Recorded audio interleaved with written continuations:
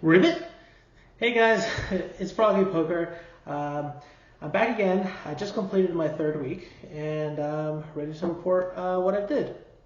Alright, so let's begin with what I studied. So this last week was a bit odd in terms of what I studied, in the sense that I put in the most hours in terms of studying time, but I feel like I gained the least. And why that is because I watched a lot of YouTube content that was educational about poker, but I consumed it as if it was entertainment. And so I didn't really gain any value out of it. Most of what I watched was from Peter Clark and Bart Hansen.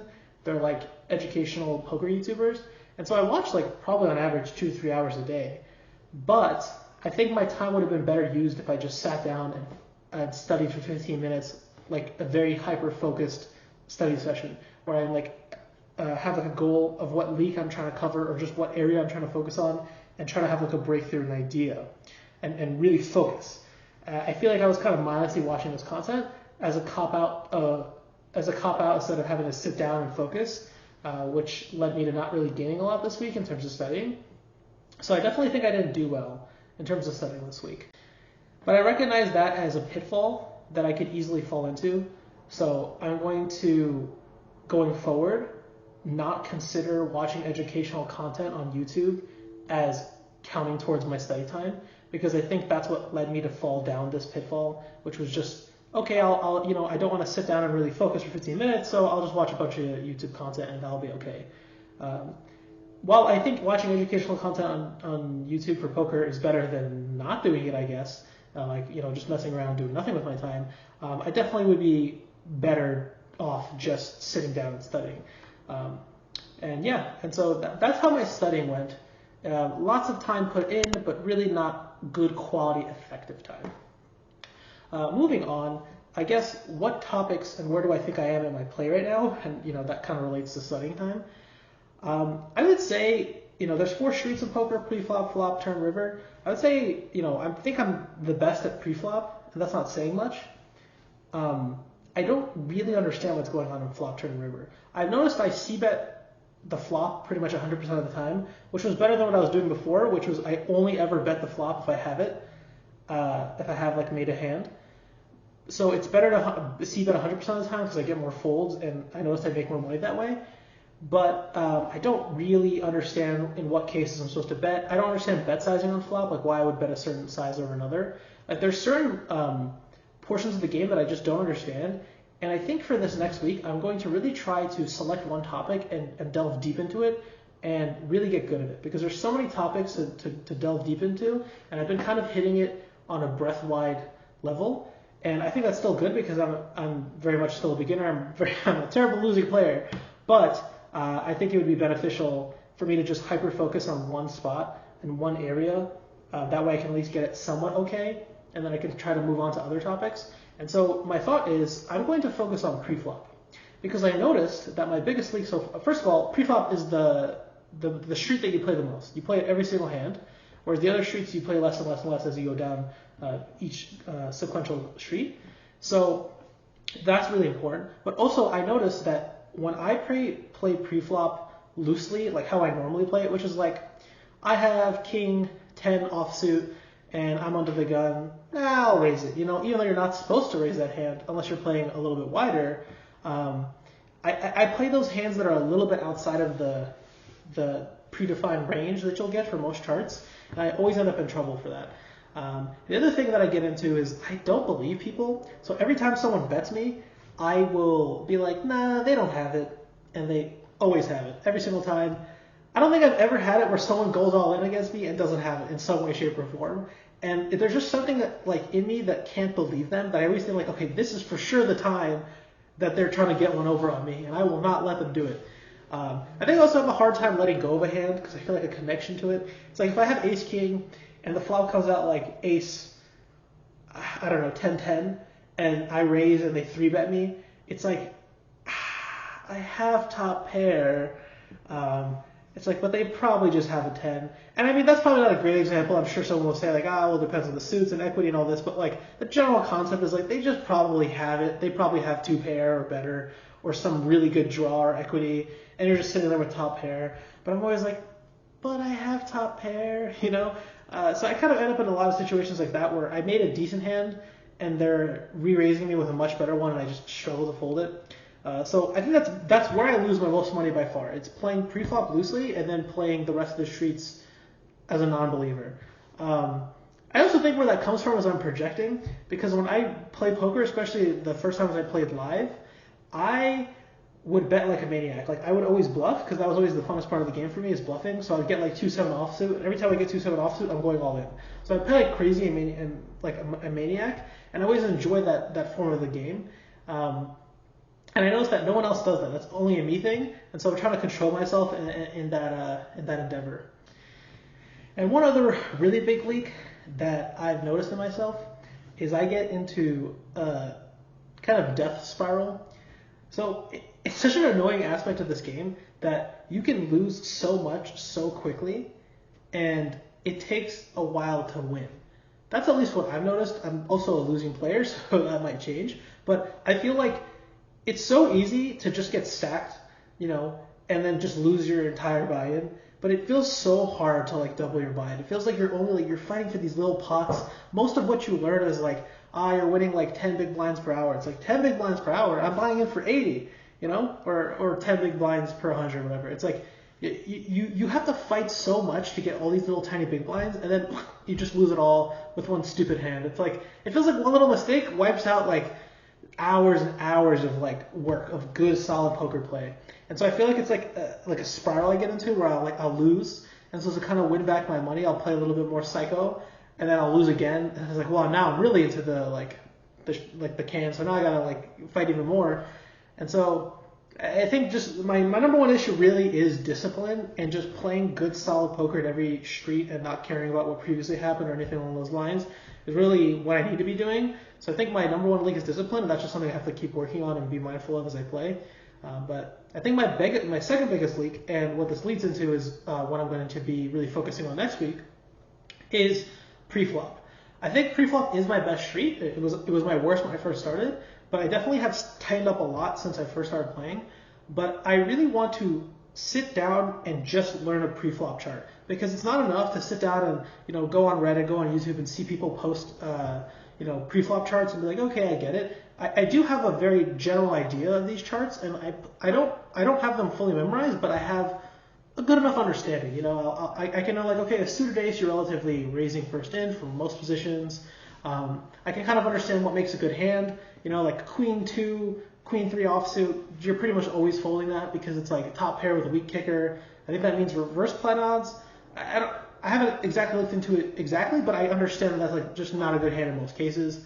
Like I kind of get the general idea of where hands rank and where I'm playing them roughly, but most of pre-flop charts are pretty fine, pretty well defined, and they only slightly get wider between each position as you go around. And so it's like those differences matter clearly.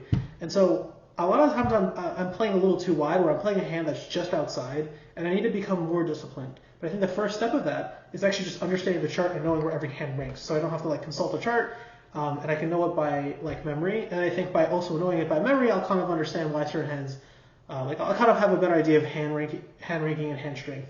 The other thing I really want to focus on is just calling. If someone limps, or if someone calls, or if someone raises first. When do I 3-bet them and kind of things. So the main thing that I want to focus on for next week is just the pre-flop charts, because I think that's the most important thing. But if I can also look into some charts and just get a general idea of 3-betting and calling a raise, I think that would be really helpful. But my main focus is the ranges, because I think if I can get that really tight and well formulated in my head, I think that will really help me going forward. And yeah, that's pretty much how it's been for studying. I would say not great, but I think I've learned some lessons that will hopefully be useful in the future about not letting myself slack off by watching YouTube videos, and trying to be more mindful and just sitting down for 15 minutes and focusing. But yeah, let's move on to the hands played. All right, so getting into a hand where this kind of exemplifies my weakness in a player about making a good hand and being re-raised and not being sure what to do. This hand perfectly exemplifies that. So I'm dealt pocket jacks on the button. It folds to the cutoff raises to 2.5 big blinds. I re-raise because I have pocket jacks. Pretty sure I'm supposed to be re-raising. I don't know the sizing to pick. I still very much struggle with sizing and picking sizing. I don't not necessarily get it. I just try to do, in general, 3 times whatever the person raised me, plus a little bit more if there are the blinds out there. So I did 17, 3 times, 5, 15, plus a little bit more. There's probably something more fine-tuned I can do, but it's, I have a lot of leaks, and I think certain leaks are very gigantic, and if I fix them, would actually bring me more in line with being break-even, and some that are very small that I don't think matter as much. I think this is a smaller one, whereas my discipline is my biggest leak and wildly changes how well I do. So it folds to big blind calls, and cutoff folds. So the flop comes 9, 10, 8 with 2 hearts on the board, and so I have an open-ended straight draw and an overpair, and so I feel like that's a pretty good hand, and I feel like I'm supposed to be betting here. So I elect to bet. In terms, this is another leak that I have. I don't understand. Is this a good bet size? Am I supposed to go over here? I'm not sure. I just did half pot because I thought I have a really good hand here, where normally I do a third. And then this is where my inexperience as a player really strikes me here. So this player re-raises me, and this is exactly the scenario. It's like I get a really good hand, like I've been waiting all day, I finally get a good hand, I finally get a good flop, I finally raise, I'm like, yes, I'm gonna win this, and then I get re-raised, and it's like just the mental barrier of having to get over someone making a better hand when I finally even make a hand, which is already rare. But also I just don't know what to do here, right? Because I have an overpair and I have an open-ended straight. But I think when I think about this more rationally, it's like, is my overpair really good here if he's re-raising me? He either has, well, I don't think he has queens, kings, or aces because he would have re-raised me pre-flop, right? So he most likely has 2 pair or a set. And how am I doing against 2 pair or set? I believe not good. But I don't know if I'm still supposed to call here. I think if I had jack of hearts, I would call here. But if I don't, then I think I'm supposed to fold. I'm not sure. I don't know how you're supposed to evaluate these, and I'm not sure how you're supposed to get a good judgment on this without, someone who's better than you kind of looking over. Maybe as I learn more, I'll kind of figure it out. In this case, this is what I mean about my poor lack of discipline. Maybe this was the correct play, but I was like, well, screw it. I like my hand all in. And this is what I mean, lack of discipline. At best, I think I maybe should have called. I'm not sure. And then he calls. Luckily enough, I do turn the straight, which is great. And the river comes out at 8. Now, you're not really supposed to focus on the results. I think the play itself was probably bad in terms of all-inning here. But for the fun of the result, well, my opponent did have a set and then rivered the full house. So I lost. That's a really unfortunate hand and a funny run out. But yeah, I don't know what the correct play was here. But this is kind of what I'm trying to exemplify, is this kind of play where I get re-raised on a hand that I think is already good. The mental struggle of it, I hate folding this. And I'm not sure if I'm even supposed to fold this. But yeah, an interesting spot. And I'm not sure actually how to analyze this. This is a confusing spot. All right, moving on to another hand. This hand really exemplifies how I still have so much room to go in terms of learning about this game because there's so many different instances. Normally when I've shown off these hands so far, it's been one decision where I think I went wrong on that's affected the entire hand. This one, there's just so many that build up that I really don't know how to play. So this is kind of just to exemplify, I don't really I still don't understand what I'm doing, and there's a lot of room to grow, and I would like to focus on these individually going forward to try to, form together a comprehensive game, because right now I really don't know how to play. And this has just a lot of confusing spots that I'm not sure how to navigate. I don't know if this is confusing for a good player, or this is obvious, or if this is just confusing spot in general. So I have king jack offsuit on the small blind. Button raises. Now, I think if this is under the gun, I may call. This is why for this next week I'm really going to focus on pre-flop play, because I'm not sure. But here, because it's the button and I know the button opens wide, I think I can 3-bet this because I have 2 premiums. That's my mindset. Maybe this is not in the range to 3-bet, but I 3-bet here. I also 3-bet here because I know small blind's supposed to 3-bet or fold, and I thought this hand's good enough. So this already is the first spot. It's should I 3-bet here? I think this was okay, but I'm not sure. Then big blind 4-bets, but he 4-bets basically twice what I raised, which I am pretty sure is a very small raise. And I don't know how to deal with someone basically min-clicking back. Most of the time I think people just say call it, but you know, I don't know, like what does this mean? Like how am I supposed to navigate this? I really don't understand the sizing. The button folds, and I felt like I should fold here, like I didn't like this because I'm getting 3-bet here. And I don't think this hand's already that good in the first place, but it was a min-click, so I didn't really know what to do. So I called reluctantly. I'm also out of position, which I think is another thing that should factor into my decision to call here. So I don't really like this. I'm not sure if I'm supposed to call this reluctantly or if I'm just supposed to fold. But I call, and the flop comes out 8-4, 8-5-4 rainbow. And I don't think this hits either of our ranges because he's 4-betting me. I'm calling. We're probably going to be weighted towards high cards.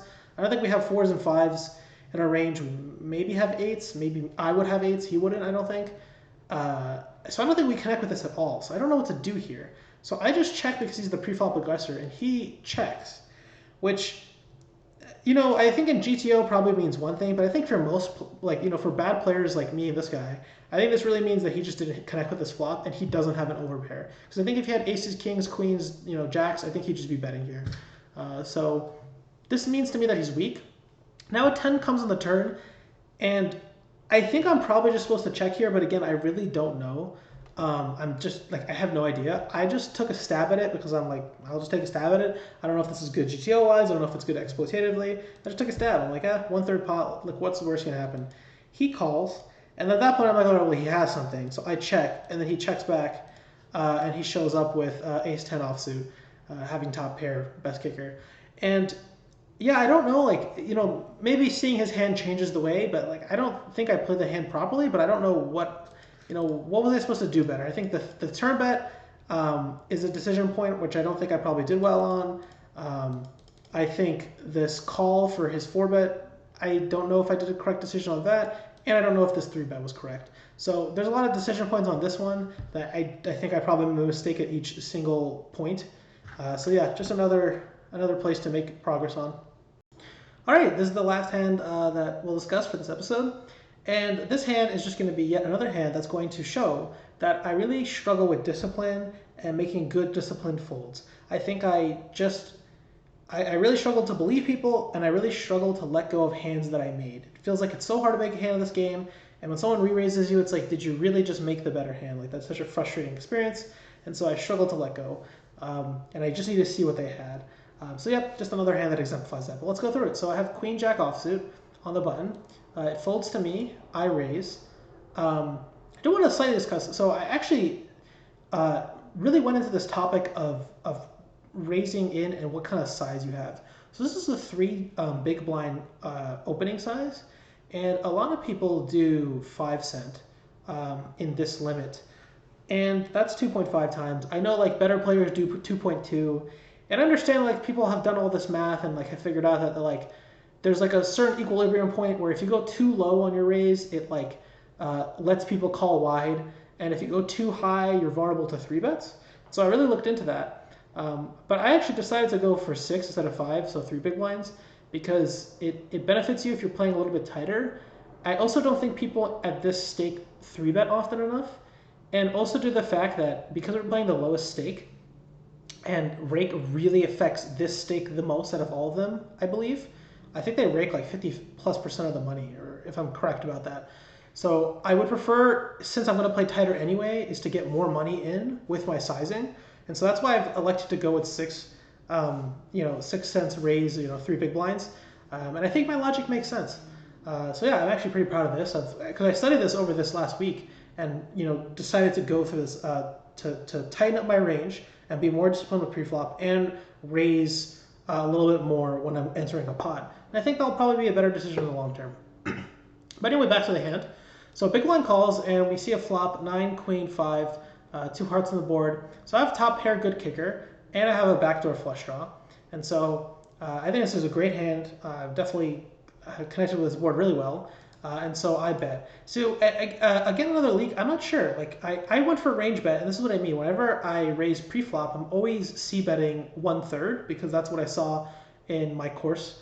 And that's not what he said, by the way. He just said to, if you're range betting, do it 1/3 and do it on these boards. But I just do it on all of them because it's simpler for me.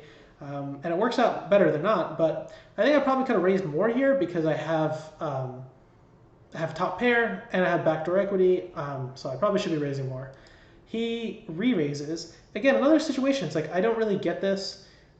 I don't know how I'm supposed to respond to this when people re-raise me, especially for these weird amounts. Like it's just a min click. But I call, like in this case, I maybe could have re-raised him again because I don't know what he has here. But I'm always scared of the boogeyman of like 5s and 9s coming, like ending up in this spot. And so I probably shouldn't be always scared of someone having a set, but I'm very aware of that. So I just call. Turn is great, comes a jack of spades. He checks to me and I raise again. This time I'm going for, I believe that's a 75% sizing. Much more comfortable increasing my sizing on the turn when I have a good hand. 2 pairs a good hand, so I raise. He calls. And then the river comes a king of hearts. This card scares me because then the front door flush gets there. It also means that ace 10 gets there. And what else gets there? 10, just any 10 gets there. And so this is a pretty bad card for me. And so he donk leads for 68.